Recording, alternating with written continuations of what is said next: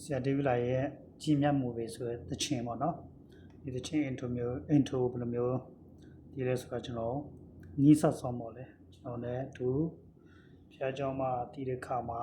လွယ်လွယ်ကူကူနေပေါ့နော်ကျွန်တော်ဒါအထောက်အကူဖြစ်မဲ့တော့ကျွန်တော်ယုံကြည်ရပေါ့လေဒါကျွန်တော်ကြားနိုင်တယ်လို့ပေါ့စရအောင်ပေါ့နော်ဆိုတော့ပထမတော့သူကဒီကနေပေါ့နော်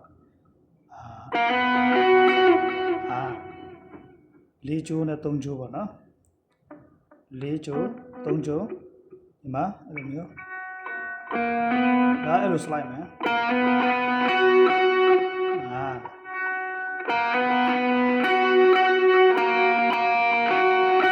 အဲ့လိုတော့မယ်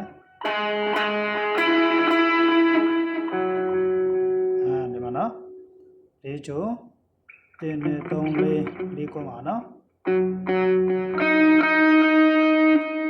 3ကကျတော့ညာအဲ့လိုပဲသွားမှာနော်ဒီထိပဲ3က3ကျိုးပါနော်4ကျိုးကျတော့အဲ့လိုသွားမှာပေါ့နော်ဆိုတော့ဒါကိုတွဲပြီးတော့ထိမယ်ဆိုရင်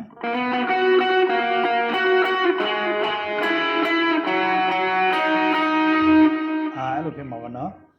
ဒါကတော့ပထမအကြော့ပေါ့လေဒုတိယကျတော့နှစ်ကျိုးနော်စနကွက်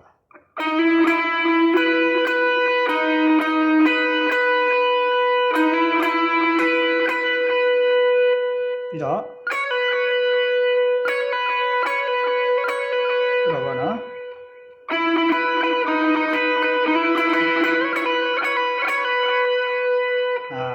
ပထမ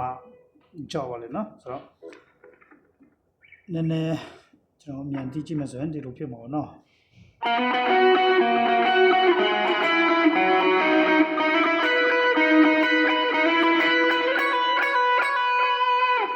့လိုဖြစ်မှာနော်ဆိုတော့ဒုတိယမှာကျတော့အဲ့ပထမလိုပဲပေါ့နော်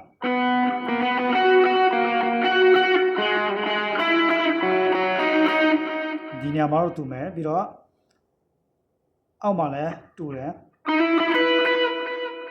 ပြီးတော့ဒါလည်းတူတယ်ပြီးတော့သူကအဲ့လိုမျိုးပြန်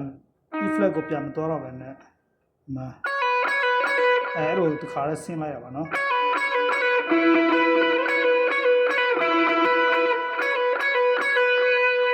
အဲ့လိုပေါ့နော်နည်းနည်းတီးကြည့်မယ်ဆိုရင်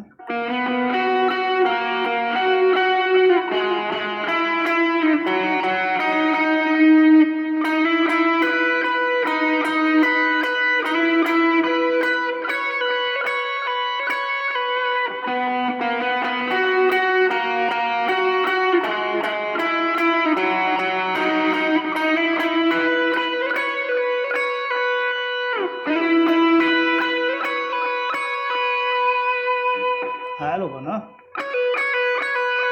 အဲ့လိုပါဒါကျွန်တော်တို့ဒီလိုပဲကြားပါနော်ဆိုတော့အားလုံးအဆင်ပြေမယ်လို့ယုံကြည်တယ် God bless you